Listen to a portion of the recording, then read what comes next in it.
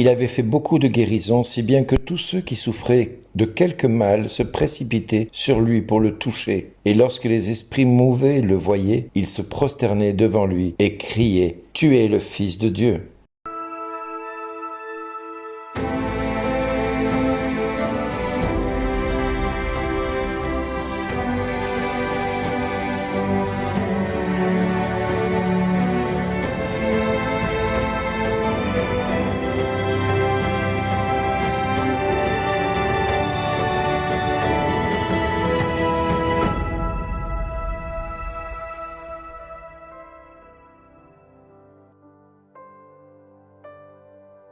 Bonjour à tous, bonjour à chacun de vous et bonjour à Vincent, mon gendre, dont on célèbre la fête aujourd'hui, qui fut diacre et martyr. Diacre est un ministre dédié à l'évêque, mais ministre du sang au sein même de la communion de l'Église, puisque c'est celui qui élève la coupe pendant les messes. Ministre du sang, pourquoi? Parce que tout simplement, le premier homme ayant offert sa vie dans le témoignage suprême qu'est le martyr, fut saint Étienne qui était diacre. À ce titre, on a dit que les diacres étaient ministres du sang. Et depuis la nuit des temps, les diacres sont invités à porter un témoignage en vérité, à l'exemple de leur saint patron, saint Étienne. Saint Vincent donc a payé le prix suprême du témoignage avec son évêque Valère en 304. Et aujourd'hui, nous sommes dans la semaine de l'unité et nous parlons d'unité du corps du Christ. 1 Corinthiens 12, 13. Un seul esprit formé en un seul corps. Mais voilà que l'unité est mise à mal aujourd'hui par ces mêmes responsables de toutes ces dénominations chrétiennes qui existent sur la terre. Que l'on soit catholique, orthodoxe, anglican, luthérien, calviniste, baptiste, protestant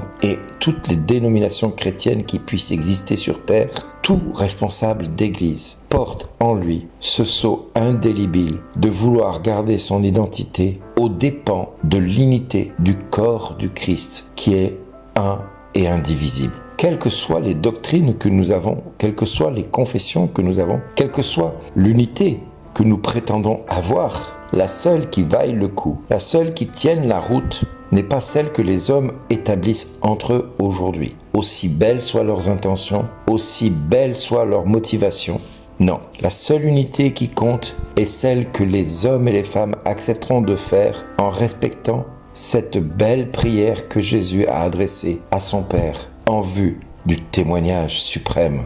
Alors, quelle est cette prière? Jésus a prié ainsi. Je ne prie pas seulement pour ceux qui sont là, c'est-à-dire vous tous qui écoutez ces 7 minutes, mais encore pour ceux qui, grâce à leurs paroles, croiront en moi. Que tous soient un, comme toi, Père, tu es en moi et moi en toi. Qu'ils soient un en nous, eux aussi, pour que le monde croie que tu m'as envoyé. Et moi, je leur ai donné la gloire que tu m'as donnée, pour qu'ils soient un comme nous sommes un. Moi en eux et toi en moi. Qu'ils deviennent aussi parfaitement un, afin que le monde sache que tu m'as envoyé et que tu les as aimés comme tu m'as aimé. Père, ceux que tu m'as donnés, je veux que là où je suis, ils soient eux aussi avec moi et qu'ils contemplent ma gloire, celle que tu m'as donnée parce que tu m'as aimé avant la fondation du monde. Père juste, le monde ne t'a pas connu, mais moi je t'ai connu et ceux-ci ont reconnu que tu m'as envoyé.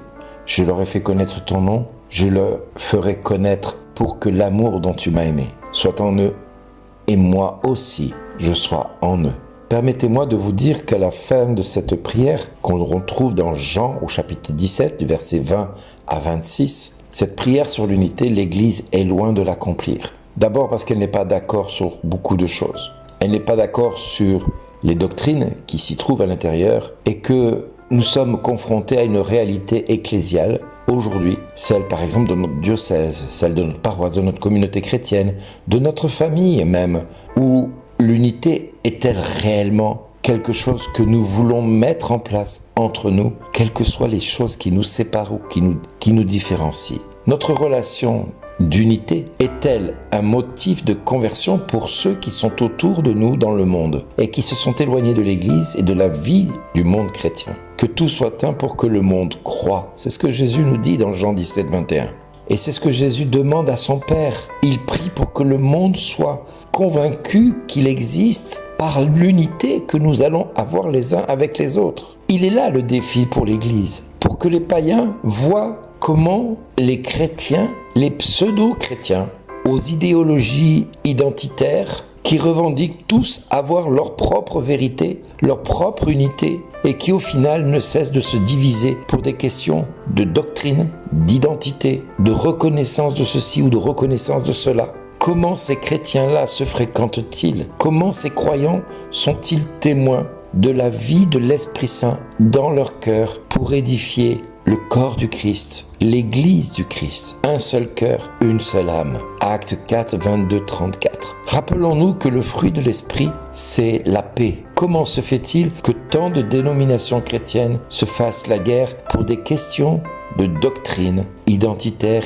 et idéologique? Comment se fait-il que des chrétiens prétendent être un en refusant l'autre tel qu'il est? Comment peut-on dire que nous sommes un quand un protestant refuse d'accepter qu'un catholique puisse avoir sa propre spiritualité? Et comment un catholique peut-il refuser un protestant qui a sa propre spiritualité? Comment peuvent-ils dire qu'ils sont un quand les uns et les autres refusent de travailler avec l'autre sous prétexte que leur identité et leur soumission à leur autorité est première? Mais ce n'est pas l'autorité ecclésiale qui doit être première.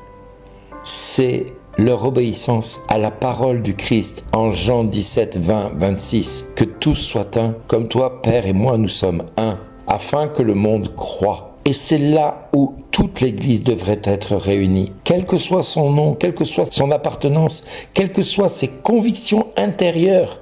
J'aime à dire que ce que je crois au fond de moi fait partie de mon intime conviction, de mon intimité, au même titre que mon corps qui est couvert de vêtements pour protéger ma nudité. Je ne suis pas là pour la montrer à n'importe qui. Je la montre à qui je veux, sous prétexte que je fais confiance à cette personne-là. Et parce que je lui montre ma nudité, j'en attends autant de sa part qu'il va me montrer sa nudité. Mais cette nudité me fragilise quelque part, puisque je vais donner de mon intimité, de ma relation intime avec moi-même et avec mon Dieu, puisque je ne peux pas me séparer de Dieu dans mon être profond.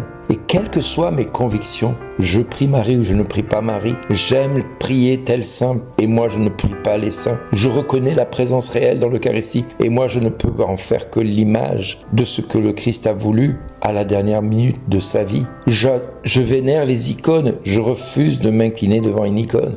Et quelles que soient les autres doctrines que nous pouvons émettre, quelles que soient, je dis bien, les autres doctrines que nous pouvons émettre, il incombe à chacun de nous de rechercher cette unité que Jésus a voulu que nous ayons. Et le martyre de Saint Vincent nous montre bien que le témoignage se fait malgré nous.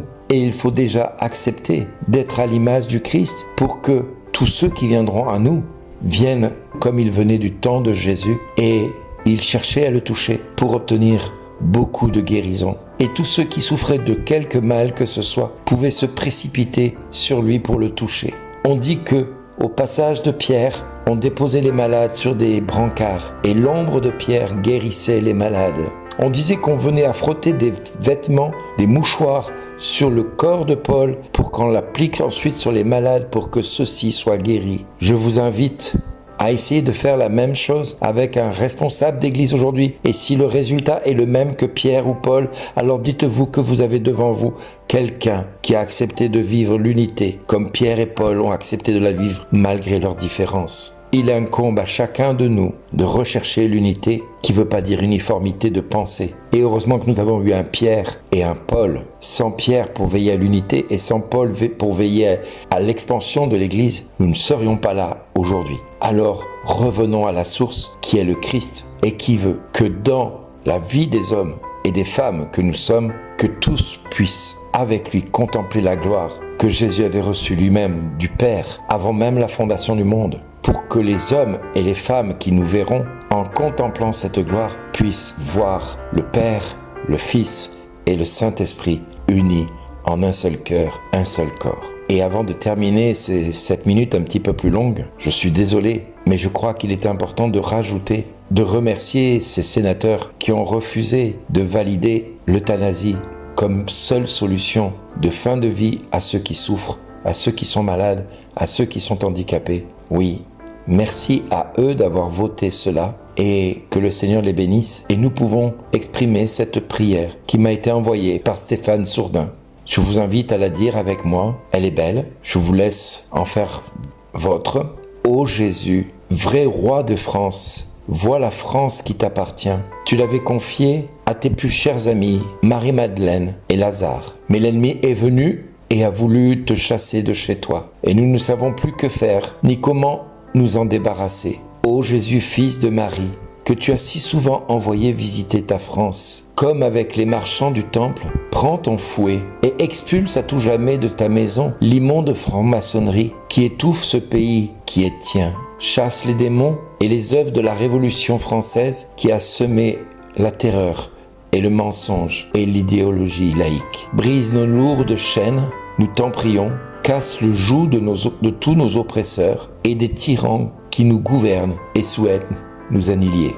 Libère-nous à tout jamais pour que nous retrouvions notre vocation de francs, fils de Clovis, dont tu convertis le cœur des francs, c'est-à-dire à être des hommes libres devant ta face. Nous te le demandons, Père, par Jésus-Christ, ton Fils, notre Seigneur et notre Dieu, qui vit et règne avec toi dans l'unité du Saint-Esprit, maintenant et pour tous les siècles des siècles.